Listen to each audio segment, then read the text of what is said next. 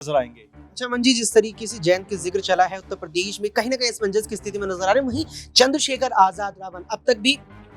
खुलकर उन्होंने ये साफ नहीं किया है कि इंडिया गठबंधन के साथ वो जा रहे हैं या अखिलेश के साथ चुनाव लड़ रहे हैं। ऐसे में जयंत चौधरी और चंद्रशेखर क्या तीसरा मोर्चा खोल सकते हैं, क्योंकि चंद्रशेखर की स्थिति साफ नहीं हो रही है। जयंत अगर अखिलेश के साथ जाते हैं तो उन्हें 35 साल पुराना किस्सा याद दिलाया जाता है कि जब मुलायम सिंह ने आपके पिताजी सिंह को मुख्यमंत्री बनने नहीं दिया था, हाथों से कुर्सी छीन ली थी। तो क्या कुछ तीसरा मोर्चा खोल सकते हैं मिलकर? देखिए बहुत मुश्किल है अब, क्योंकि जिस तरह से आज़ाद ने कहा कि जयंत चौधरी ने उनसे कहा था कि भाई आओ हमारे साथ आप चलो और हम दोनों बीजेपी में शामिल होते हैं, उन्होंने कहा कि नहीं मैं नहीं जाऊंगा, आप जाइए, क्योंकि आपकी ये आज़ादी है कि कहीं भी आप रह सकते हैं। तो इसकी संभावनाएं तो आपसे बहुत कम है, लेकिन हाँ ये जरूर हो सकता है कि आज़ाद जो अभी फिलहाल एक सीट पर चुनाव लड़ते हुए नजर आ रहे हैं, नगीना से उनका नाम निकल कर सामने आया, लेकिन हो सकता है कि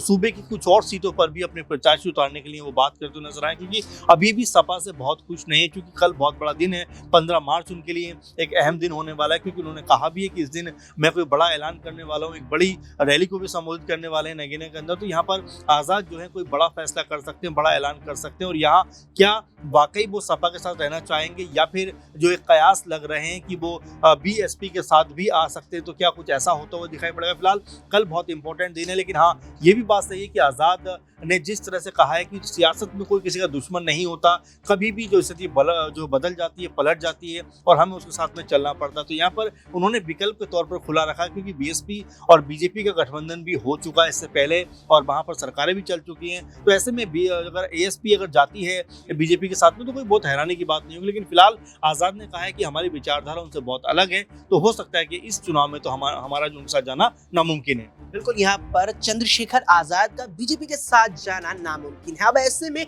बीजेपी के साथ नहीं जाएंगे तो क्या समाजवादी पार्टी के जो ड्राइविंग सीट पर है इंडिया गठबंधन के उत्तर प्रदेश में, क्या